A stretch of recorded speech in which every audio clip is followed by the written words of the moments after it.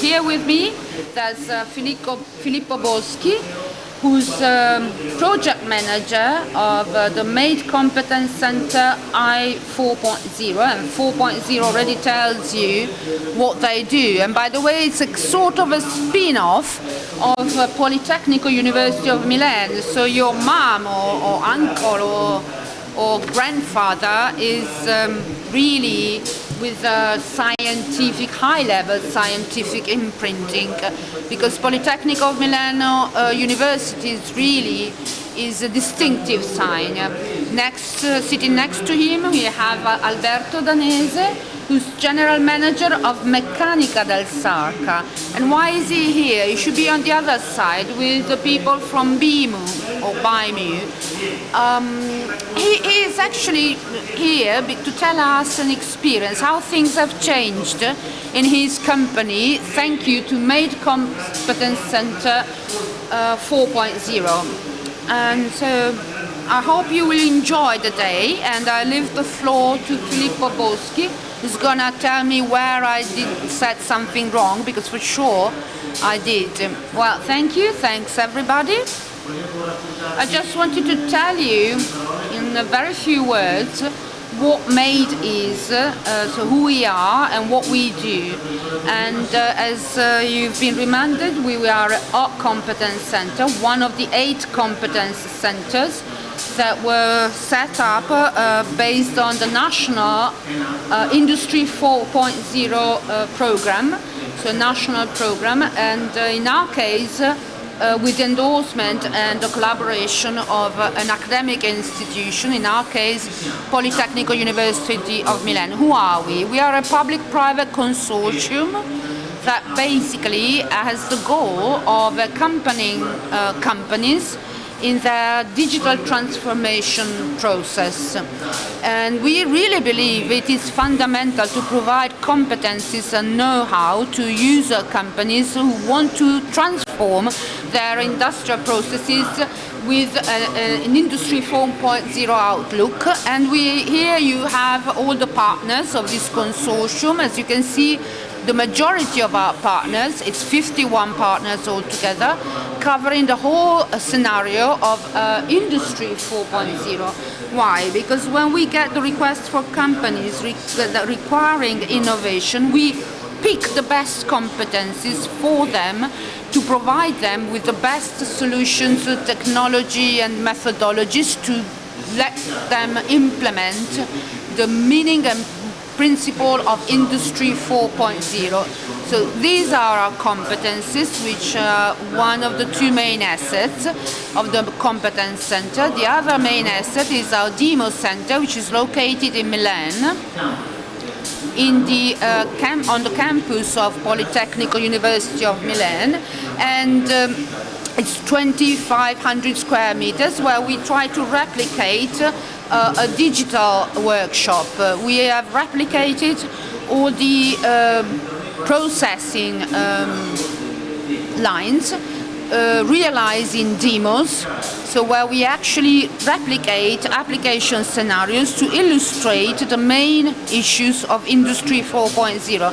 So we have different words: lean 4.0, logistics, collaborative robotics, virtual design, big data analysis, maintenance and controlling, data management, and so management of the information asset.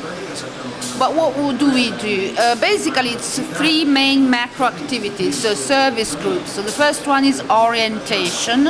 So what we do is accompany our companies in our demo center, illustrate the principles of Industry 4.0 and the principles whereby they can implement them in their processes.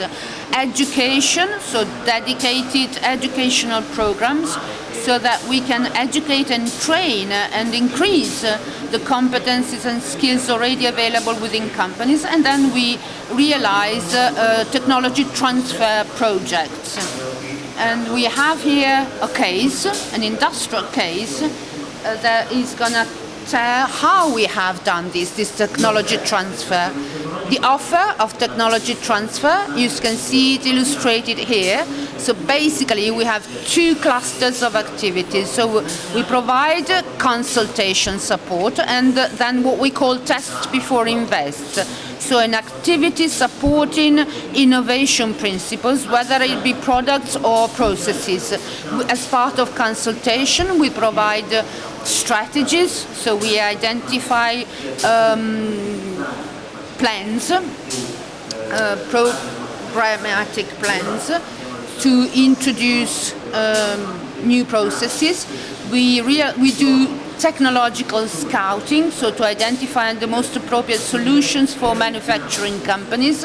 We provide technological consultation, so we identify and implement digital solutions to improve either processes or product performances. And finally, we validate our Industry 4.0 projects. There's a lot of work that we do in this area, the 5+2 constraints and assignment criteria that the national ministry requires companies to implement when they are implementing their digital solutions. The other big area is our demo center, so the possibility of using our demos, equipment available in our sustainable digital factory to realize prototypes and functional tests. The approach we adopt and the way we provide these services is illustrated in this slide. There are two levels. The first level is the level for the stimulus in terms of innovation needs and the identification of implementation plans. That is all the suggestions useful for identifying the necessary digital solutions that companies require to be more performing companies. The second level is implementation, technology transfer of the solution, of innovative solutions. How do we map this approach with our services? You can see here in this slide. First part is consultation, more strategy. Once we've defined, set up the strategy, the Industry 4.0 strategy, then together with the companies, we develop the projects in order to identify opportunities, and based on the digital maturity of a company, we decide whether it's going to be technological scouting or consultation or realizing actual prototypes to verify the functionality of innovative ideas that have been developed together with the company itself. A short reference to how we map these services with the opportunity and the Industry 4.0 transition plan. Again, this ministerial initiative program. You can see how education, research and development, technological innovation and 4.0 projects are all mapped as part of the services we provide. So the activities we carry out together with the company are all recognized by the national ministry, and so they can have tax credits depending on the type of activities, different varying levels. Short note about what has been done together with Meccanica Del Sarca, that's here to tell you. Basically, we approached their ideas of innovation, and for a first analysis that is mapped in the first level that I showed earlier, then we identified three application areas: production management, quality management, and logistics management.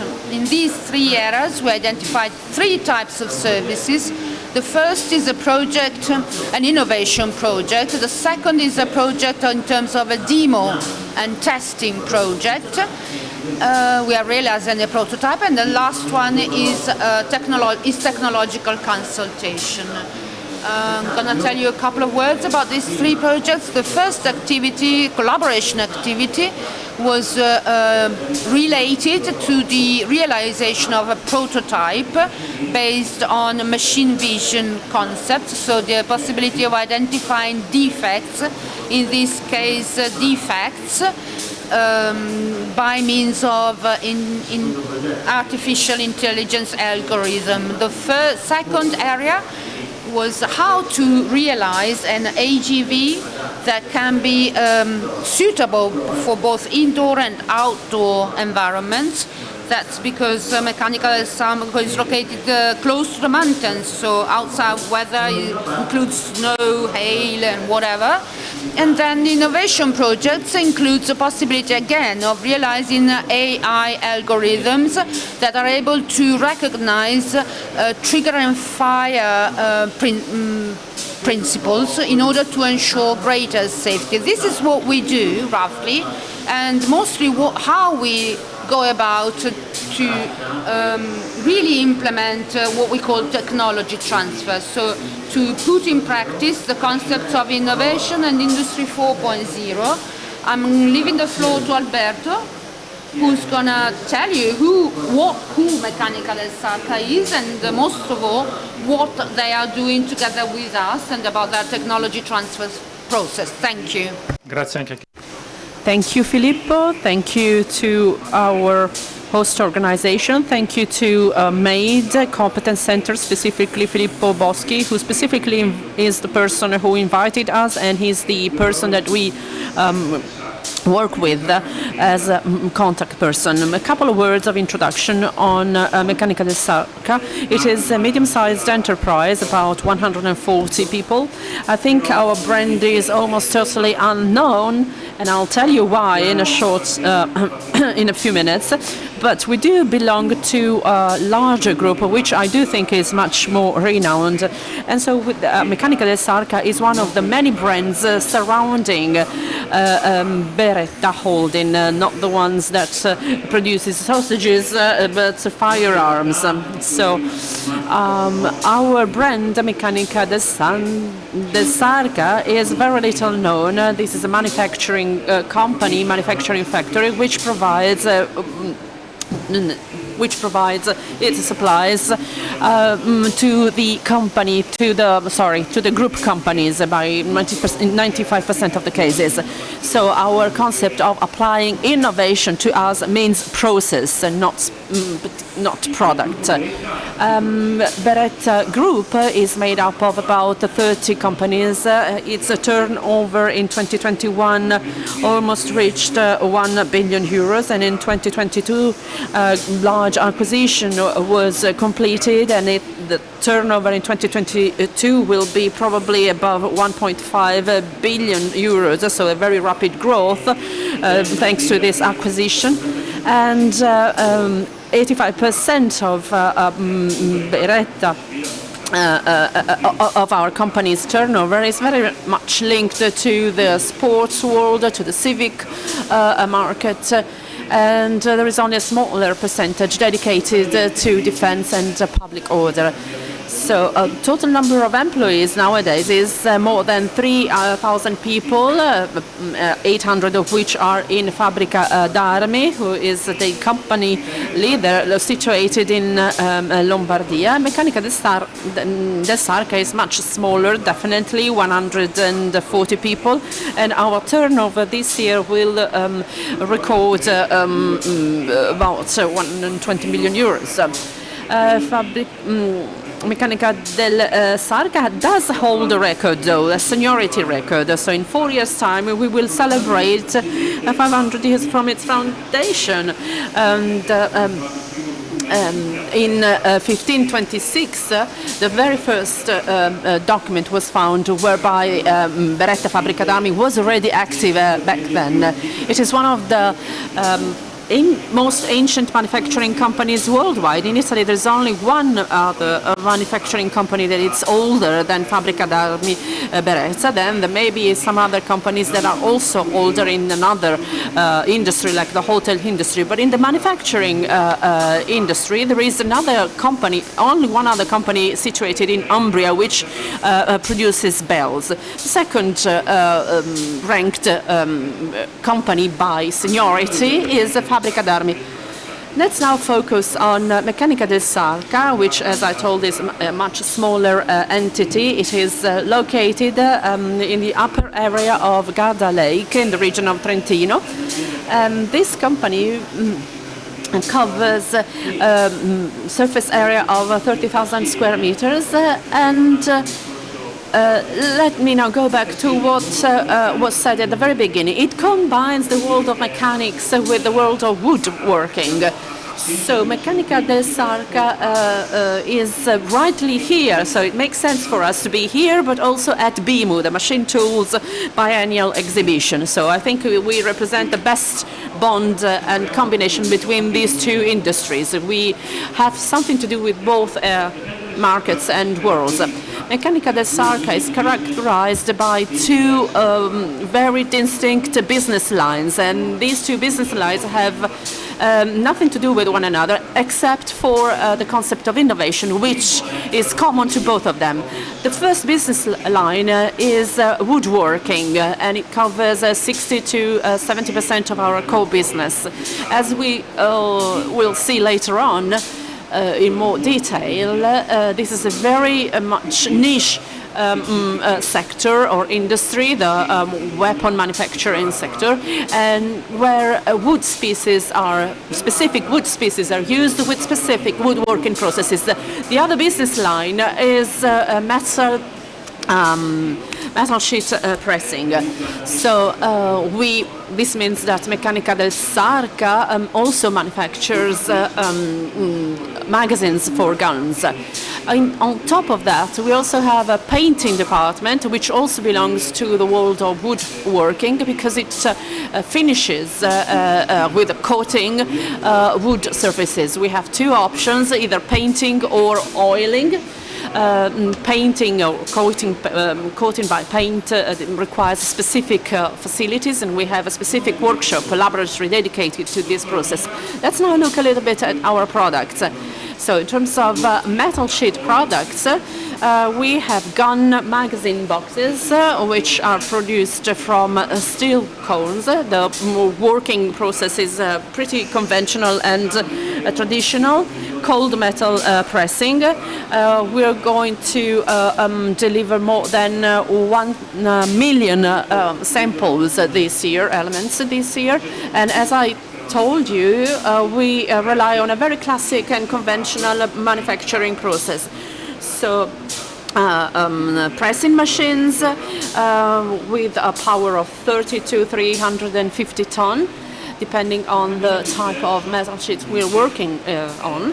And the woodworking process instead is completely different. We see here some samples of products, for example, butt stocks for guns, and there are two specific elements. So the butt stock and the rods for over and under. These are applied to the metal part of the rifle or carabine. And we can look at the range of products that we manufacture. So butt stock for and rod for over and under, for semi-automatic weapon, grips. This is the most technical type of products. A mechanical part, usually made of aluminium or carbon, is usually applied to these wood-made grips. And the specificity of this area, of this sector, of this business line, is that we almost exclusively work with walnut wood. And walnut wood is divided into three categories: European walnut, and the American walnut wood. And the American category is in turn divided into two subcategories. Why do we use walnut wood?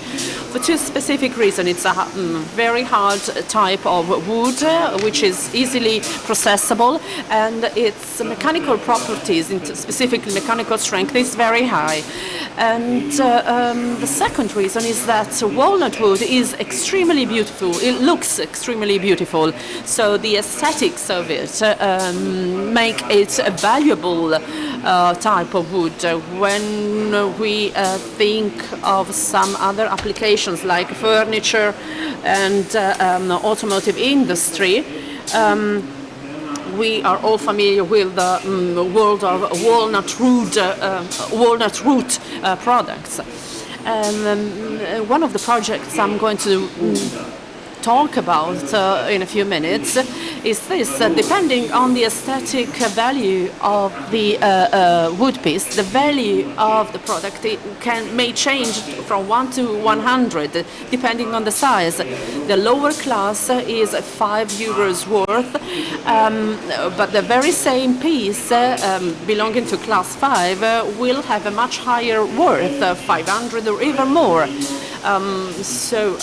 There are different value levels for wood, and it's oddly enough the very same tree may generate both wood pieces belonging to class 1 as well as class 5.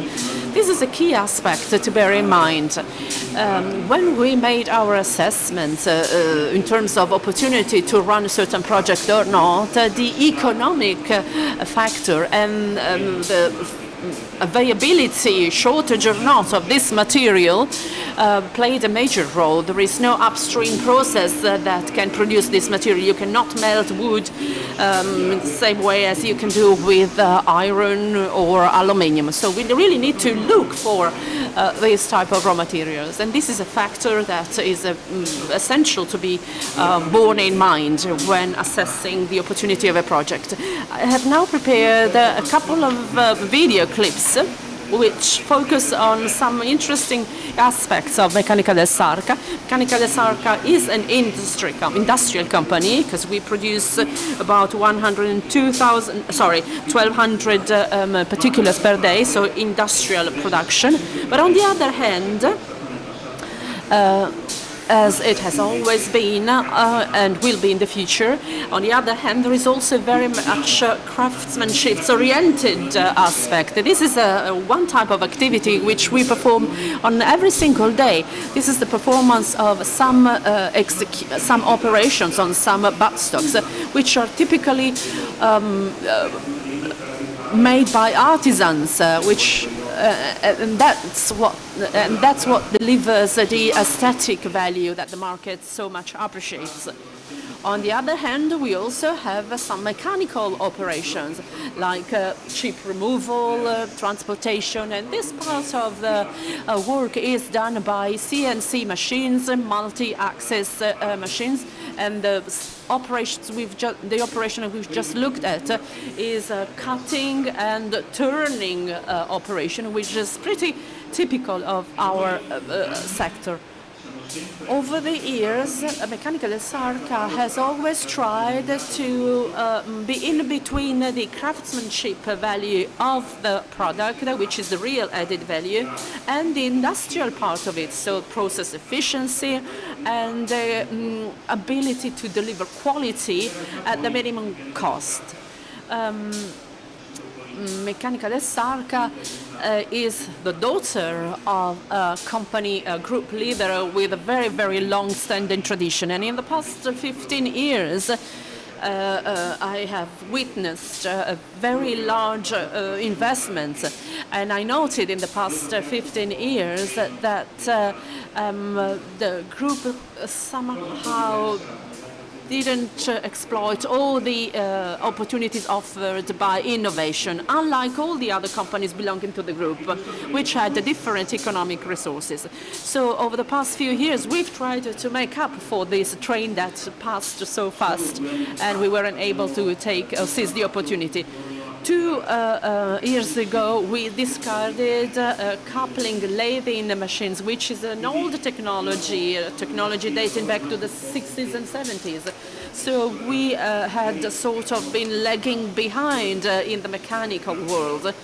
We were up to date in terms of wood species used for weapon production. Has enhanced a lot in the past few years. But this is just one part of the topic surrounding the idea and the concept of innovation.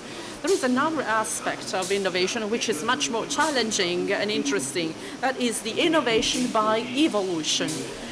So I'm not satisfied with just replacing an old obsolete machine with a modern one, but the attempt goes into the direction of triggering and implementing new modes to perform the same operations, trying to extract more value out of the process. So adding more value to the process means several different things. We translated it in a very simple and pragmatic way. So innovation by evolution to us means delivering more quality with at the same costs, or with the same quality spending less. At least one of these two conditions must be met. And this means being able to really implement and foster research and development activities within the framework of Industry 4.0 program. So what do we actually need to promote research and development in a company like ours? So 150 employees after all, not 1,400. So it's 140 people, which is a lot on the one hand, but a little on the other hand, specifically if you want to achieve something. First of all, you have to look for human resources to be dedicated to research and development. Meccanica Del Sarca cannot afford to dedicate employees full-time to research and development, and so our choice was to identify employees that are able to dedicate part of their working time to research and development activity. So thinking about something new, thinking about how to do things in a more modern manner or fashion. And the people we identify for this must be available to devote their time, but they also must be passionate about it. Otherwise, there's no way research and development can work.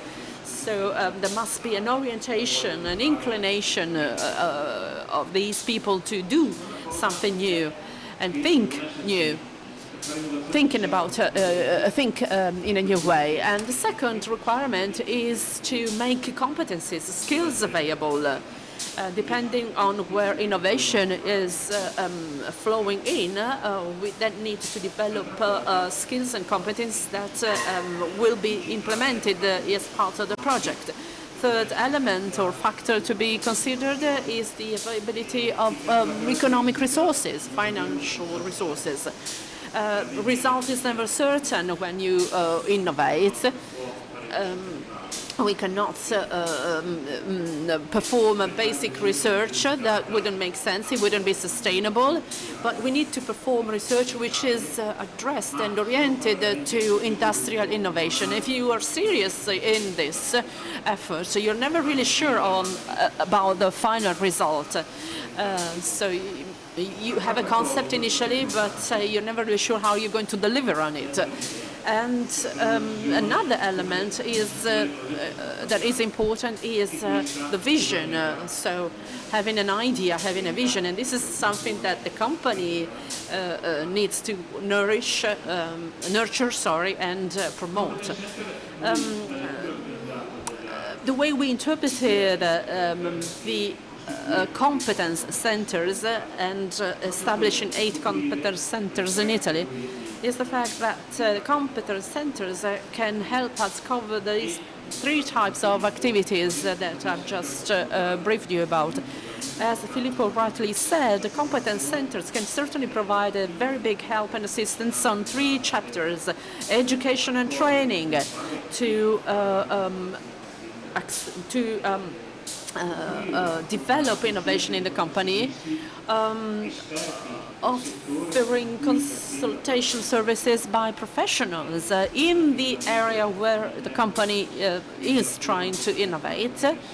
And this is an activity that the Competence Center is carrying out in a very easy way. This is something that you can immediately living. The technology scouting within the companies belonging to the network of MADE.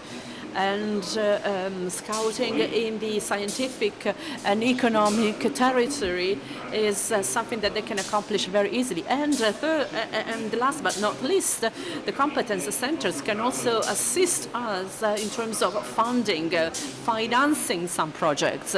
This was very helpful to us, especially to get some of the projects through the approval of our holding company. Well, many of these projects rely on uncertain results, and submitting this project to an investment board, which typically evaluates a 3-year economic return, is something difficult, and being able to prove that we can rely on an economic and scientific support as the one offered by the Competence Center is something that we really appreciated a lot and greatly. So from a practical point of view, MDS implemented 6 research and innovation projects by exploiting all possible channels, not only the Competence Center, but also the funding projects that the province of Trento runs in its territory. And 2 specific projects were funded by the province. One has already been completed and the other one is still in progress. So overall 4 projects since 2018 and a 5th project which has been assessed in these past few weeks. So overall, in the course of 4 years, the total value of projects that we have embarked upon is about 3 million euros, which is a remarkable achievement. Is anything but small an investment. So investment, consultancy services, and also company costs of personnel of the company that is devoted to the project-related activities. Here are a few examples of our projects so that we can better focus what we did and where we delivered and where the Competence Center delivered its added value, which is today's main topic. The project we started off with was selected following a cost-benefit assessment. So we used a Pareto chart to illustrate the inefficiencies of our manufacturing process, and we focused as a start on the inefficiency that caused the major damage, let's say. It had to do with the wood industry, and it had to do with wood scraps. In 2016, we discarded wood for about 650,000 euros, so a huge value. The underlying reason was the raw material and the quality of the raw material. The raw material doesn't go through an upstream production process. I cannot rely on parameters to improve the quality of the output. Wood is generated by a tree, and the tree does whatever it can in its 80 or 100 years of life. So we have to rely on a given raw material. We have no choice in improving its quality. So the idea was to screen raw material for defects in advance of the woodworking process. By so doing, we would be able to extract the highest possible value from that certain piece of wood. This was a sort of a serendipity case. I was listening to a radio program dealing with an interesting topic, and during this radio program, an award was assigned to a company, a business in Südtirol for an industrial tomography machine applied to the wood industry. So Meccanica Del Sarca went to visit that company, and through the Competence Center in the region Triveneto, we were put in contact with them, and we tried to see whether that kind of tomography machine would be suitable for us too. It wasn't, as a matter of fact. However, through a research and development project, we did ultimately find a way to provide that system with certain characteristics and features that could be applied to our industry, to our sector. And that's where our industrial development started. What's the key lesson here? So aside from the industrial tomography machine, basically we have a CT scan, a CT scanning machine in our factory, which identifies defects. Once they have been identified, what do we do with the defects? Well, first of all, we can look inside the piece of wood, the wood blank. Going back to what I said earlier, we are interested in something that helps us either to increase quality at the same cost or vice versa. So we were not just happy to have a CT scan machine that could see inside our wood blank, our wood piece, because we would have to then measure every single piece of wood, identify the defects and understand what to do with it. We were not happy with it. We wanted better quality at the same cost. So the second chapter of our research and development activity was to rely on some experts to generate an artificial intelligence algorithm that could rate and grade the defect. Here you can see a formula of which grades and rates the defects, visible defects. This is a wood blank which shows a defect. The X-ray CT scan identifies that defect, and now here comes the key point. Can this defect lead to scrapping the wood blank, or can it be repaired? As you can see on any solid wood piece of furniture, wood can have defects by definition. Some defects may be repaired, may be fixed through inserts. There are some techniques to repair it. Or, on the other side, the defect may be that large that it's not repairable, irreversible, and so you cannot use the piece of wood. The algorithm which was developed as part of our project serves the purpose of rating whether the defect can be repaired or not. Option 1 tells us that the defect can be fixed, and so we can cut out the form, the profile from that wood blank. So we can exploit the maximum utilization of the wood blank. Option 2 tells us that the defect cannot be repaired. Therefore, the algorithm selects the wood profiles, the wood molds, that helps us maximize the wood blank value. The algorithm here shows a buttstock profile which is smaller than in option 1 and avoids the defect part. So the value of option 2 is lower in terms of market value than in option 1. It is worth half of option 1. However, the alternative option would have been to discard the whole wood blank.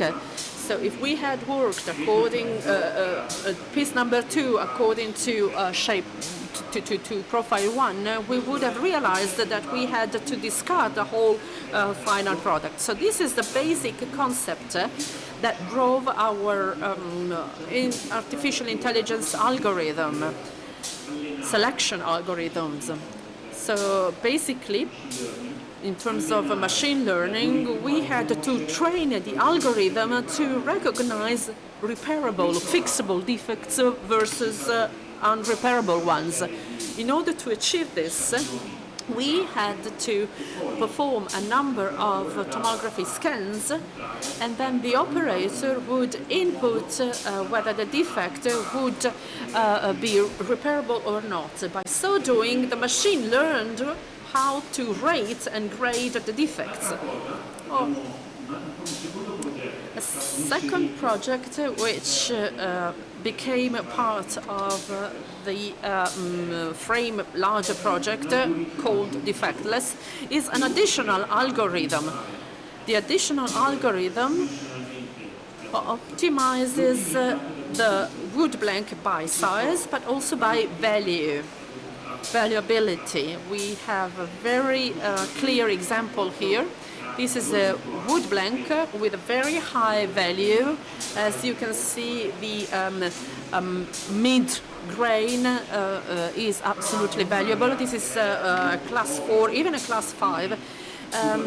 But this area, but it also has an area with very little grain, with very little value. If we had applied an algorithm that excludes or doesn't consider the defect, the CT scan showed that the defect this piece, so it would alarm us that there is a non-repairable defect.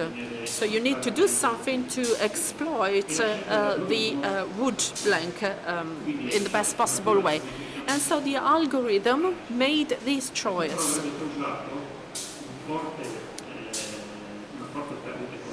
This would have led to a very strong economic loss. The profile you see there has a value that it's less than 10 euros worth. But potentially we could have extracted a profile whose value would be 500 euros. The application of the algorithm drove us to go for this other profile, which maximizes the value to be pulled out of this material. This is an excellent case, but yet we bump into these circumstances every single day.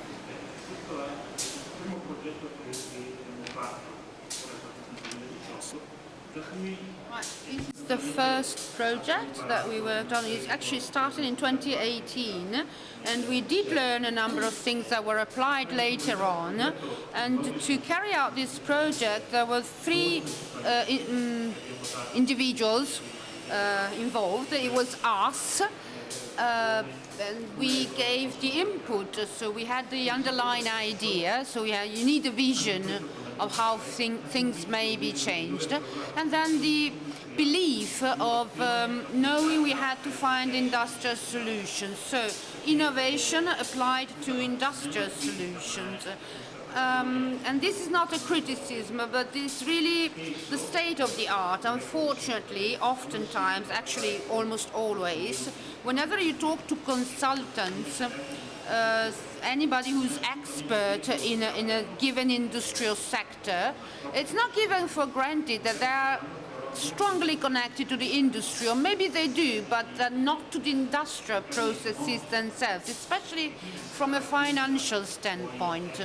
So then it's the company that has to be convinced and to believe in the main lines of action or directions in order to apply them in its industrial processes.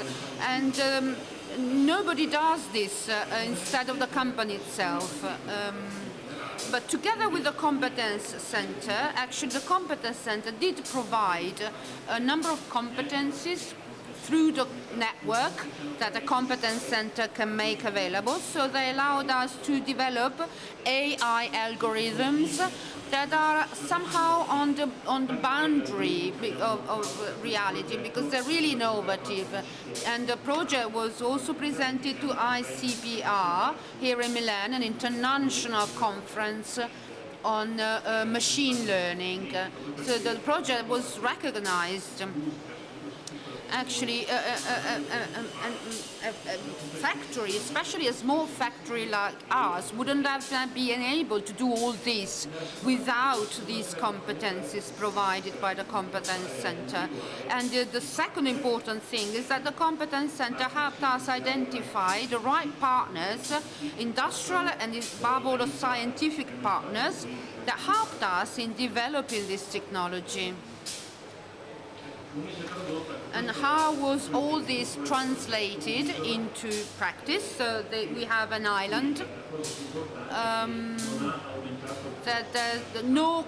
So most important thing is that the cost of the product was not increased at all, because the working process was, I mean, you used the same working process that we had beforehand, and we added some pieces to the working process.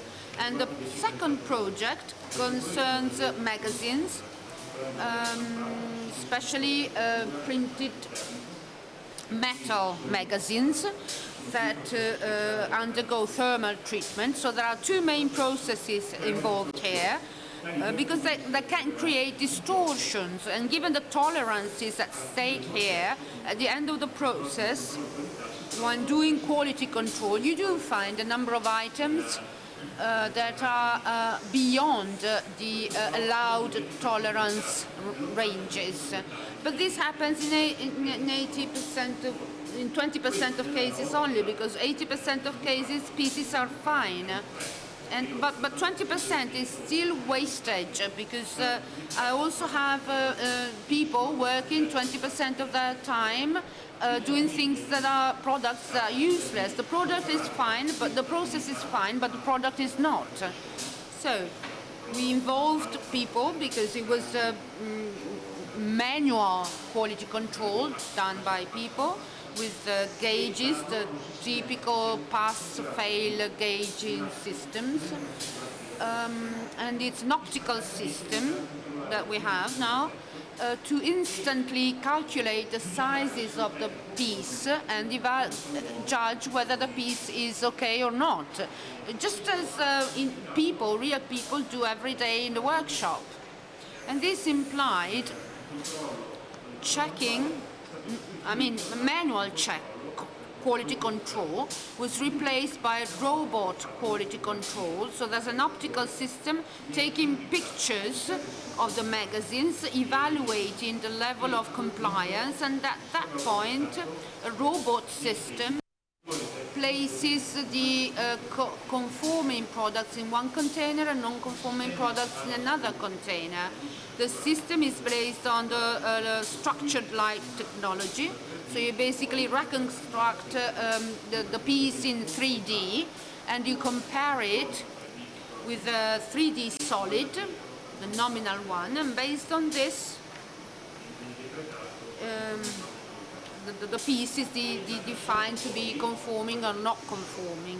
Then the person, this is the flow we have today, but tomorrow as well. Then the person only does, the staff member only does high added value quality, but we're able to decrease the overall cost, because I allocate staff to only doing high added value tasks. So to repair pieces that can be turned into conforming pieces, not just doing the quality control piece. Third project, the Wow project. The problem here was mostly logistics. We have two warehouses, basically, or two halls. The two halls are approximately 100 meters away, one from the other. And at full speed, on paper, we see that there's one person per shift that is totally dedicated to transport items from one hall to the other. It's what Japanese call muda. It's zero added value activity that nobody pays for. The clients do not pay for logistical transportation. And the idea here was to build an AGV, an automated guided vehicle, with an innovative characteristic. So an AGV that would be able to work both indoors and outdoors, regardless of weather conditions, including in winter, where there are -3, -4 degrees Celsius with some snow. And this is the path that this AGV will be supposed to do. And this is what came out of the feasibility project that we conducted together with MADE So there's a cart transferring pieces, so a vehicle transferring pieces from one hall to the other. And we already have all this, so we don't have to invest anything here, really. And innovation, the thing is that it's quite complex. There's no AGV done like this in the past, especially in terms of the autonomy of moving around working environments, regardless of whether indoors, outdoors, of course guaranteeing all safety conditions. This was just a feasibility study, or is just a feasibility study so far, but turned out to be far more complex than what we expected.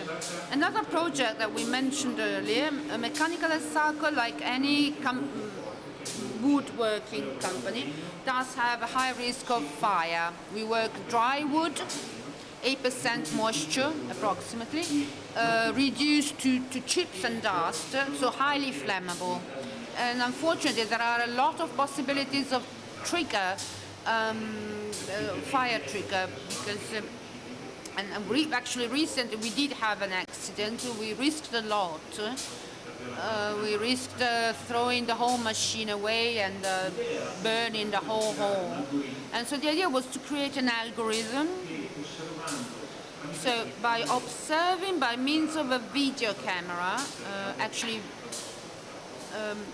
regular video cameras that can be, so not infrared video cameras, so visual video cameras. So we developed an algorithm through the consultation provided by MADE. And this algorithm is able to analyze continually live the images taken by the camera to identify trigger sources.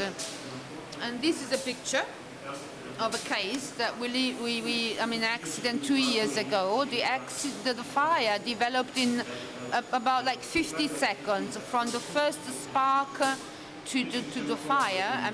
50 seconds. We realized a minute and a half later we were able to put it down, but another 30 or to 50 seconds and the damage would have been much worse. And we are verifying the possibility of patenting this as well. But here the idea, we have, existing fire detection technology does not work here. We tried them all.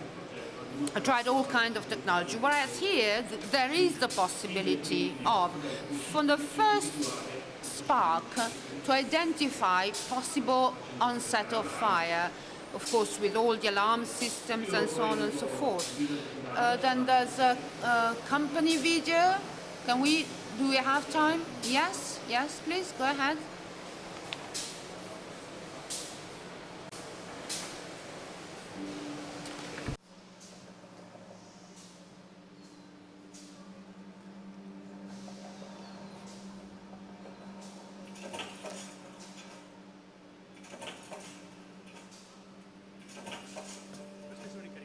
Questo è un esempio di stampaggio con... This is an example of printing called metal printing. This is welding phase, TIG welding, combining the two wood pieces of the magazine and turning it into one single piece. So 1,300,000 magazines this year, and so they all go through the quality control phase because tolerance ranges are very narrow. So and the welding does go through two special woodworking processes.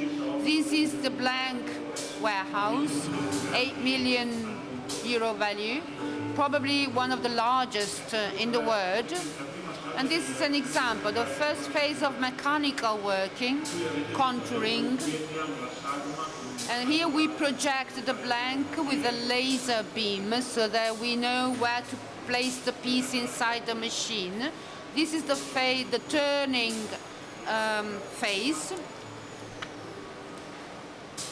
turning and cutting phase.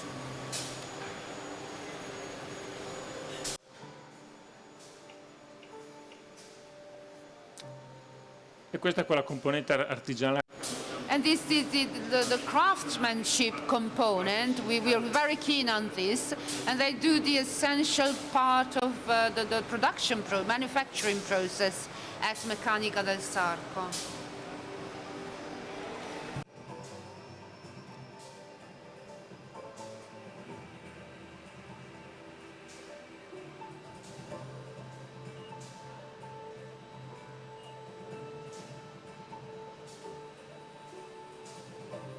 Questa è la fase di sgranatura che noi facciamo con delle macchine laser e questa invece è la cabina di verniciatura.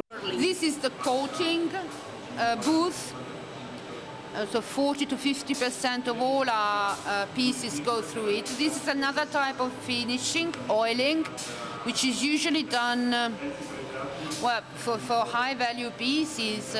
It's the only finishing that is accepted on average, whereas coating is also done on some details that are more, less expensive. Ecco, in realtà come alla fine vorrei dire solo un'altra cosa perché I would just like to add this to close off. Something to be careful about. So innovation is actually streamlining and simplifying things that were very hard to do in the past. And this does come with enormous benefits for sure, especially for in the manufacturing industry. You need to find competent people to enrich workshops with competencies, people with people that are able to do things that in the past you needed many more competencies. Let's just think about CNC machines, a parallel turning machine. Anybody can be trained to use it. It's different than using a CNC machine. However, this can generate an effect that we have to be very careful about. The Google Maps, I call it the Google Maps syndrome, because nowadays it's very easy to travel in a totally unknown city. You just put in the address and you get to the right street, including the street number, and you actually use zero intelligence. In the past, you had to get prepared to travel an unknown city with your own map, paper map. But today, innovation. Coins always have two faces. You can't look at one face only, because the other face may create critical process points in the future rather than solutions. An exemplary case that we always mention in our company is what we see when talking about the competence you need to measure a mechanical piece. Nowadays, with those laser arms, it's very scanning the piece. It's very easy. You don't have to do anything. You only need to know how to use the software program, but you don't need to put. You don't need to put any of your intelligence into the process, which is not the same thing when we're talking about traditional numerical control machines. So it's very easy to make gross mistakes, huge mistakes. Innovation does bring a lot of very positive elements, but you need to be able to know how to manage it, because at the end of the day, it can create even more critical process points, and this has to be the role of a competence center. They have to make companies understand that innovation does bring 90% of positive elements, but there's always at least one critical element that you need to know how to manage, because otherwise the risk is to deviate. You think you're going down a virtuous road, but then behind the corner you meet with difficulties or critical process points that sometimes can be even hazardous. So this is, I mean, you always have to address things with intelligence. Thank you. You're really a surprise. I mean, mechanics, but I mean, yeah, I will come to meet you because our magazine Xylon, here's my business card. I'm gonna come and see you in your factory so that maybe we can also involve our friends from MADE. Just one quick question because we are out of time. So your contribution is extremely clear. An apparently traditional company making probably one of the most ancient tools in the world, firearms. But is this project applicable by anybody? So using these AGVs or thinking in a different way? Can it be good for small-sized companies like 5 or 10 people making up the whole stuff? I think so. In my opinion, yes, definitely. Reason why, because why there's always one of the services we provide as part of Industry 4.0 program is identifying the opportunity of innovation that can be easily implemented by the company seeking our services. So one of our tasks, that's why we call some companies mature companies from a digital and technological stand. If instead we do have a company that is not so mature from a technological standpoint, the capacity or capability to absorb innovation, well, the solutions we propose are different. In the second case, in the latter case, it's easier solutions, and we already know what technology can be implemented. So it's tailor-made. We have to study. The same answer. The answer is yes, it is possible. Clearly, anybody has to find their own roadmap. When competence centers were set up, one of the very first missions that were given was exactly this, because innovation is not only possible but necessary, because the alternative is to be won over by companies that do innovate. You have to understand what kind of innovation you can afford in your company, but the underlying element is you need a vision, and nobody can give a vision to a company. Only the company can create its own vision. The role of competence centers when dealing with innovation is exactly to facilitate the implementation of the idea, of the vision, give the company the tools to make it come true. But it's possible, absolutely. Thank you. Thank you. There's we're changing our wheels while the car is running here because we're running late. Thank you, thank you. It was extremely interesting. Thank you, thanks a lot.